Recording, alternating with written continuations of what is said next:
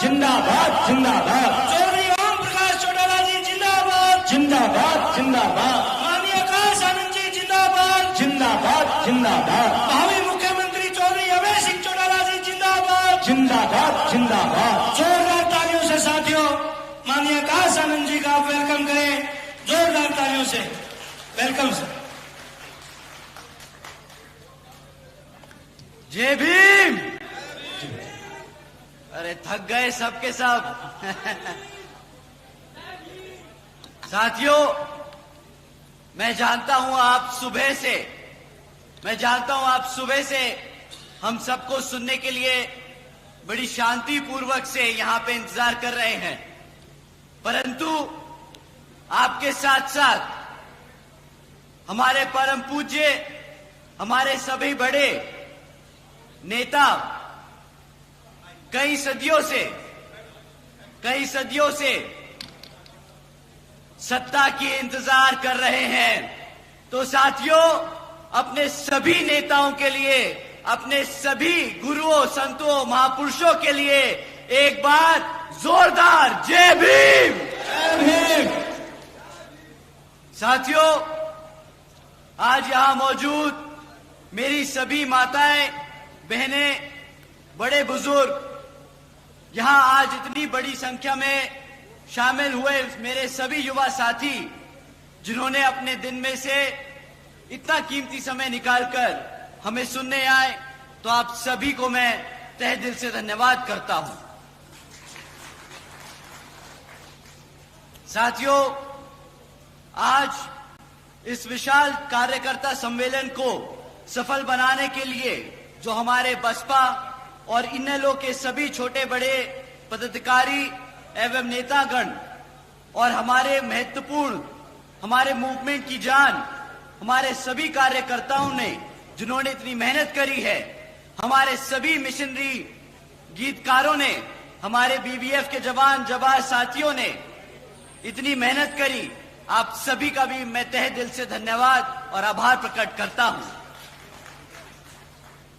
साथियों, मैं अपनी बात आप लोगों के बीच में रखने से पहले अपने हमारे सभी संतों, गुरुओं, महापुरुषों को, जिसमें खासकर महात्मा ज्योतिबा फूले, छत्रपति शाहू जी महाराज, नारायण गुरु, पेरियार रामास्वामी जी, बाबा साहब डॉक्टर भीमराव अंबेडकर जी एवं मान्यवर साहब श्री काशीराम जी को नमन करता हूं। साथियों, मैं बहुजन समाज पार्टी की राष्ट्रीय अध्यक्ष व उत्तर प्रदेश की 4 बार मुख्यमंत्री एवं पूर्व सांसद आदरणीय बहन जी के नाम से लोकप्रिय बहन कुमारी मायावती जी को भी तहे दिल से आभार प्रकट करता हूं। साथियों, जिन्होंने अपनी पूरी जिंदगी बामसेफ, DS4 व बीएसपी के जन्मदाता एवं संस्थापक मान्यवर साहब श्री कांशीराम जी के बताए हुए रास्ते पर चलकर परम पूज्य बाबा साहब डॉक्टर भीमराव अंबेडकर जी के मानवतावादी व आत्मसम्मान एवं स्वाभिमान के मूवमेंट के कारवा को अपने आजीवन त्याग, तपस्या व कड़े संघर्ष से सींचा है, उसे एक राजनीतिक ऊर्जा दी है, शक्ति दी है, एक पहचान दी है, तथा उत्तर प्रदेश जैसे विशाल व महत्वपूर्ण राज्य में 4 बार अपनी बीएसपी पार्टी की नेतृत्व में सरकार बनाकर खासकर बहुजन समाज के लिए एक ऐसी मिसाल बन गई हैं, जिससे प्रेरणा लेकर करोड़ों लोग यहाँ हमारे हरियाणा में भी सामाजिक परिवर्तन व आर्थिक तरक्की की मिशनरी कार्य से जुड़ चुके हैं। इतना ही नहीं, बल्कि साथियों, मैं खुद भी उनके इस नेतृत्व से प्रभावित होकर बीएसपी मूवमेंट से जुड़ चुका हूं और उनके पद चिन्हों पर चलकर इस मिशनरी दायित्व, कर्तव्य व फर्ज को अपनी आखिरी सांस तक निभाने की पूरी कोशिश करता रहूंगा। साथियों, हमारे alliance partner Indian national Lokdal के संस्थापक व पूर्व deputy prime minister Shri Chaudhary Devilal ji को भी तहे दिल से नमन करता हूं। साथ ही इनेलो के राष्ट्रीय अध्यक्ष श्री ओम प्रकाश चौटाला जी और आज हम सब के बीच में मौजूद इनेलो के राष्ट्रीय महासचिव और हमारे गठबंधन की ओर से हरियाणा प्रदेश के मुख्यमंत्री जी के उम्मीदवार श्री अभय सिंह चौटाला जी का भी मैं तहे दिल से स्वागत और आभार प्रकट करता हूं। साथियों, आप लोगों के सामने विधानसभा आम चुनाव के मुद्दों को बीच में रखने से पहले मैं हाल ही में ऑनरेबल सुप्रीम कोर्ट के सब कास्ट कैटेगराइजेशन के जजमेंट के बारे में आप लोगों से बात करना चाहूंगा, जिसके संबंध में आदरणीय बहन कुमारी मायावती जी ने भी अभी कुछ दिन पहले ही प्रेस कॉन्फ्रेंस कर हम सबको उसके बारे में आगाह करने का काम किया। साथियों, वो जो जजमेंट दिया ऑनरेबल सुप्रीम कोर्ट ने वो 650 पन्नों का था, परंतु उसकी मूल भाषा मैं आपको बता दूं उसका मतलब क्या है। साथियों, उस जजमेंट के तहत अब राज्य की सरकारें SC ST के अंतर्गत अपने राजनीतिक लाभ के लिए अपनी मर्जी से किसी भी SC ST जाति को आरक्षण की सुविधा दे सकती है और अपनी ही मन मर्जी से उसको रिजर्वेशन की सूची से निकालकर, भले वो SC ST हैं, बट उस SC ST जाति को रिजर्वेशन के उससे निकालकर उनसे रिजर्वेशन छीनने का काम कर सकती है। साथियों, पहले मान्यवर साहब श्री कांशीराम जी ने और फिर आदरणीय बहन कुमारी मायावती जी ने हमें इसके बारे में कई बार आगाह किया है कि भाजपा और कांग्रेस हमारे SC ST समाज के आरक्षण के खिलाफ है। वो हमसे हमारा आरक्षण छीनना चाहते हैं, क्योंकि वो नहीं चाहते कि हमारा समाज पढ़ लिख कर अपने पैरों पर खड़ा होकर एक आत्मसम्मान की जिंदगी जी सके। साथियों, भाजपा और कांग्रेस की ये सोची समझी साजिश है, जिसके तहत ये जजमेंट पास कराया गया है। देश से आरक्षण खत्म करने का ये पहला कदम लिया गया है। साथियों, आप सभी जानते हैं आरक्षण की मूल भावना प्रतिनिधित्व दिलाने की है, समाज को आगे बढ़ाने की है, लेकिन उसे बार बार गरीबी मिटाने की आड़ से बार बार आरक्षण को खत्म करने की कोशिश की जाती है। बोलते हैं आरक्षण का मतलब है गरीबी खत्म करना। साथियों, आप सब यहाँ जो बैठे हैं जानते हैं आरक्षण से गरीबी नहीं, प्रतिनिधित्व, रिप्रेजेंटेशन, आत्मसम्मान मिलता है, ना कि गरीबी खत्म की जाती है। परंतु ये लोग बार बार इसे गरीबी खत्म करने की योजना बनाकर बार बार हमारे पिछड़े समाज को हटाने की, आरक्षण छीनने की कोशिश करते हैं।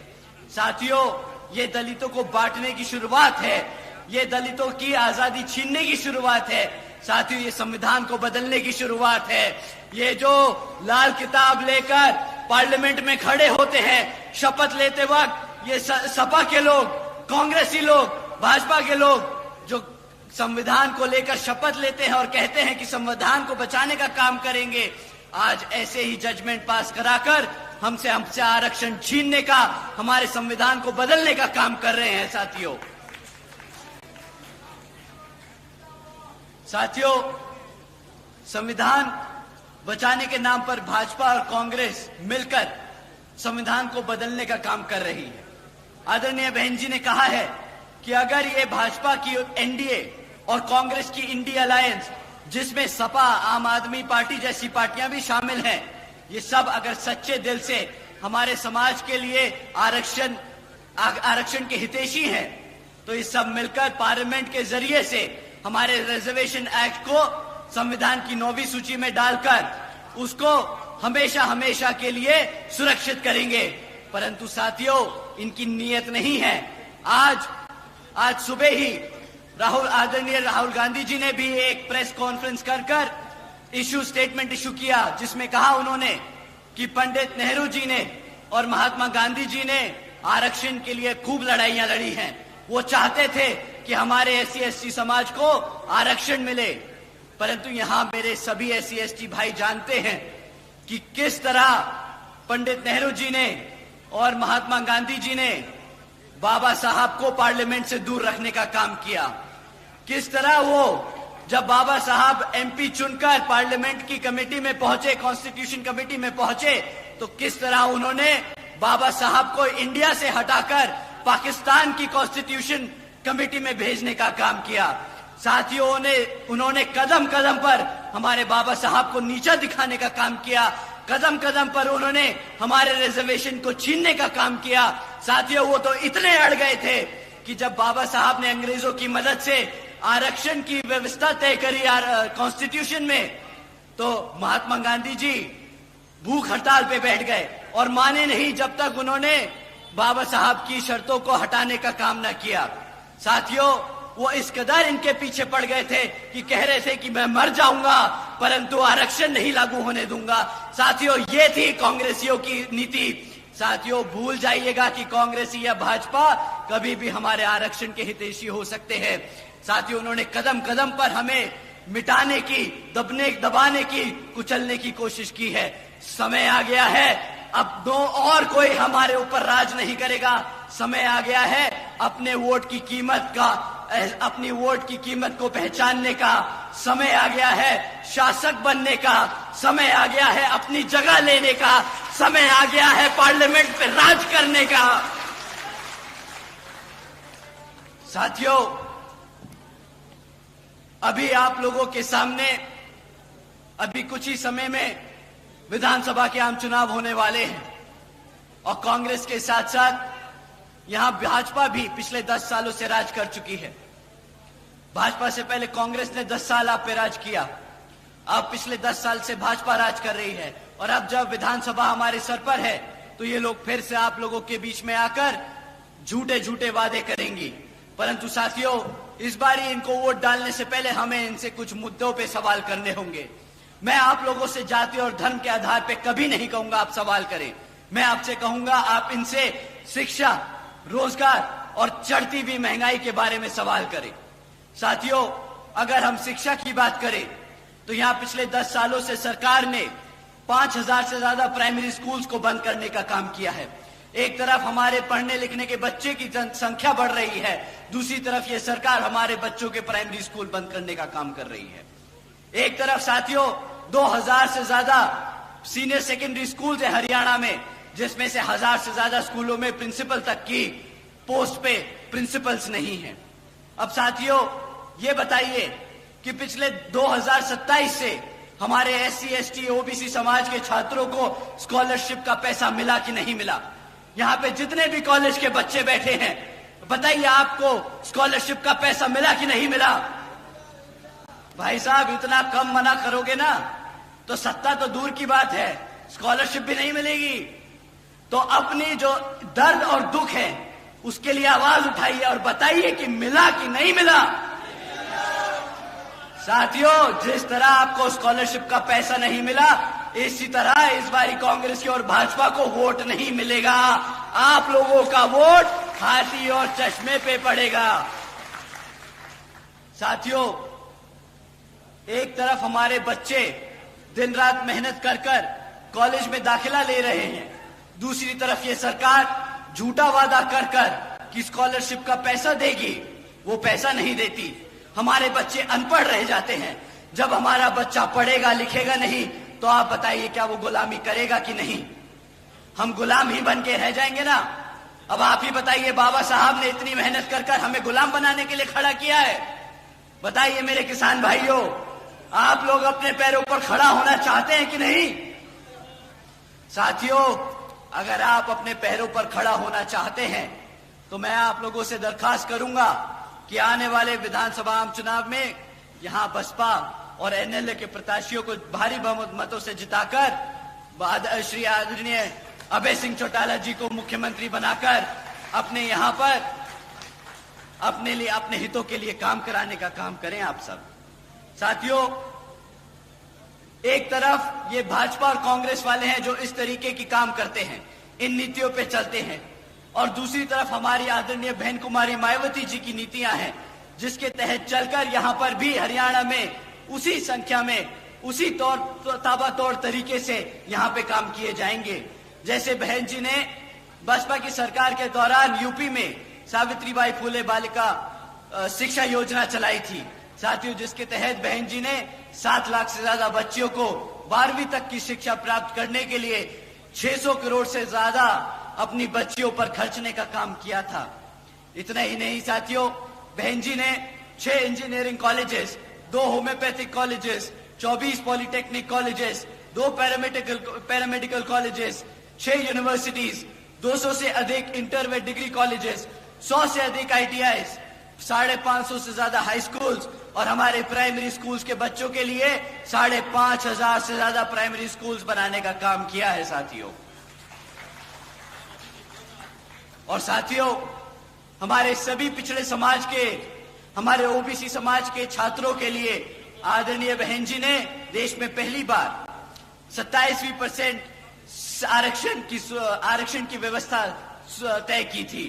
साथियों, लिस्ट बहन जी के कामों की इतनी लंबी है शिक्षा की क्षेत्र में कि मैं यहां पर बताते बताते थक जाऊंगा और दिन की भी रात हो जाएगी। परंतु साथियों, आप लोगों से मैं दरखास्त करूंगा, आप लोग पूरा भरोसा जताए हमारे आदरणीय अभय सिंह चौटाला जी पे कि जिस तरह बहन जी ने वहां यूपी में काम किया, उसी तरह यहां पर आदरणीय अभय सिंह चौटाला जी भी आपके बच्चों की शिक्षा के लिए दिन रात एक कर आपके बच्चों को अपने पैरों पर खड़ा करने का काम करेंगे। साथियों, आज हरियाणा का युवा बेरोजगार घूम रहा है। इतना ही नहीं बल्कि हमारा हरियाणा का 40% युवा बेरोजगार घूम रहा है। और यहां पिछले 10 सालों से भाजपा की सरकार लगातार सत्ता में बनी हुई है। यहां 2 लाख से ज्यादा सरकारी पद आज भी खाली पड़े हैं। इतना ही नहीं, पिछले 10 सालों से हमारे 2000 से ज्यादा कॉलेज के लेक्चरर्स, कॉलेजेस में जो लेक्चरर्स हैं वो परमानेंट होने की मांग कर रहे हैं। और हमारे क्लरिकल क्लास के वर्कर्स अपनी बेसिक पे को 35,400 की मांग कर रहे हैं। परंतु इन सभी क्षेत्रों में यहां भाजपा की सरकार एक भी काम पूरा ना कर पाई। साथियों, एक तरफ 40% युवा बेरोजगार घूम रहा है, दूसरी तरफ इनके पास 2 लाख से ज्यादा सरकारी पद खाली पड़े हैं। परंतु ये क्या करते हैं? ये कौशल विकास निगम जैसी योजनाएं चलाकर हमारी पक्की नौकरियों को कच्ची नौकरियों बनाकर लोगों में बांटने का काम कर रहे हैं। आप जानते हैं क्यों ये पक्की नौकरियां नहीं देना चाहते आपको? क्या आप जानते हैं क्यों ये हमारे कॉलेजेस में प्रोफेसर्स को, लेक्चरर्स को परमानेंट नहीं करते? सरकार, साथियों, अगर सरकार ने पक्की नौकरी देना शुरू कर दिया तो उनको आरक्षण भी देना पड़ेगा। अगर उन्होंने हमारे कॉलेजेस में प्रोफेसर्स को पक्का कर दिया तो उन्हें आरक्षण देना पड़ेगा। साथियों,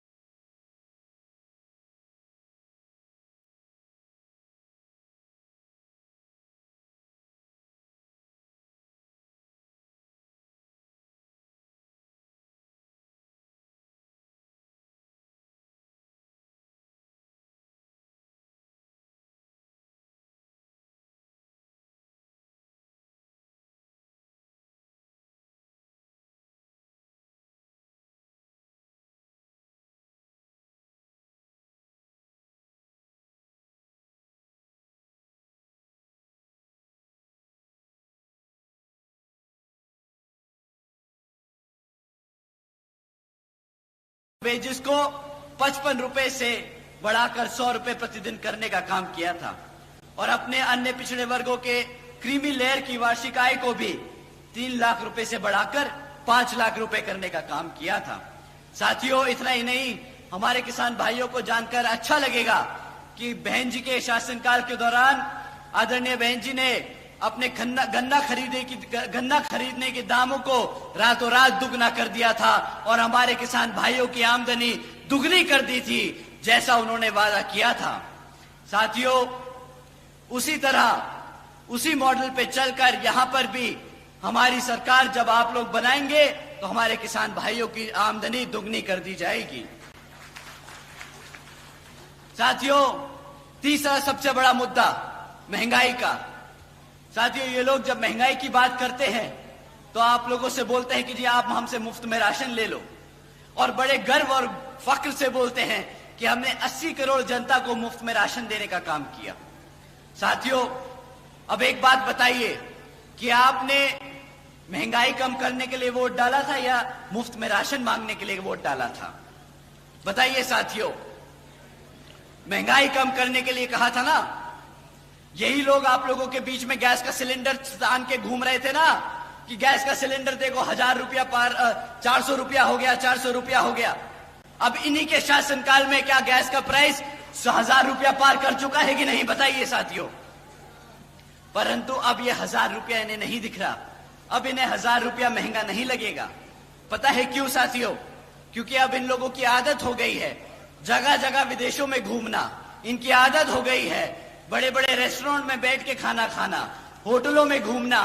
इन लोगों को आपकी महंगाई से कोई लेना देना नहीं साथियों।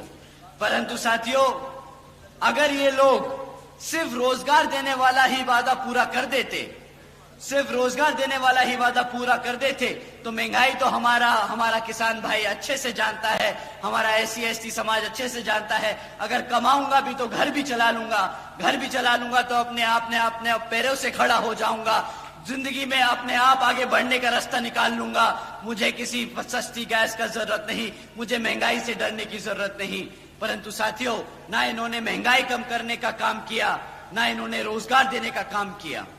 साथियों, आप जानते हैं कि मुफ्त में राशन की कीमत क्या है आपके लिए?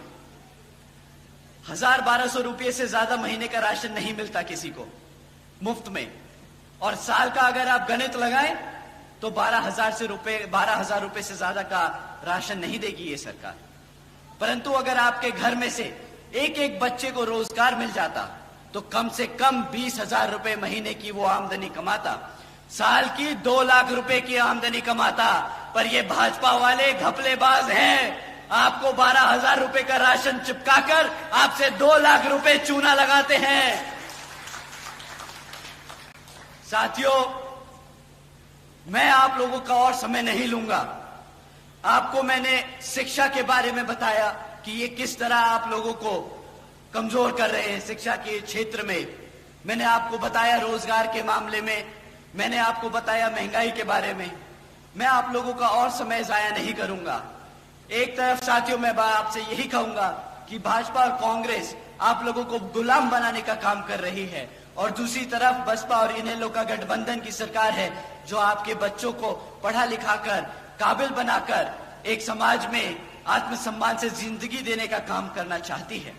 साथियों, इन्हीं कुछ जरूरी बातों के साथ ही अब मैं आप सभी से, खैर मेरी और वह खासकर आदरणीय बहन कुमारी मायावती जी की ये विशेष अपील है कि इस विधानसभा चुनाव में आप सभी लोग हर मोर्चे पे सावधान रहें।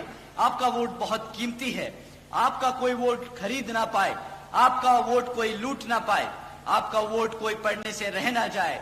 साथियों, जाति बिरादरी, धन बल, मंदिर मस्जिद या किसी भी भावना आदि के नाम पर कोई स्वार्थी अपने जाल में फंसाकर आपके वोट का दुरुपयोग ना कर ले, क्योंकि साथियों, देश के हर एक महिला, पुरुष व युवा को वोट डालने का अधिकार यहाँ परम पूज्य बाबा साहब डॉक्टर भीमराव अंबेडकर जी की अति महत्वपूर्ण देन है। मैं आप सभी से यही खास अपील करता हूं कि आप लोग यहाँ जिन जिन क्षेत्र में बसपा और इनेलो के विधानसभा उम्मीदवार चुनाव लड़ रहे हैं, तो आप उनको वोटिंग मशीन के सामने, वोटिंग मशीन पे बसपा का हाथी चुनाव चिन्ह और इनेलो का चश्मे का चुनाव चिन्ह के सामने वाला बटन दबाकर भारी मतों से जताने का काम करें। क्योंकि साथियों, समय आ गया है कमर कसने का, सत्ता छीनने का और यहां पर शासक बनने का। जय भीम, जय भारत। बहुत बहुत धन्यवाद आदरणीय आकाश आनंद साहब। चरखी दादरी से ये भाई जयबीर फौजी एक मोमेंटो भेंट करके स्वागत करना चाहते हैं।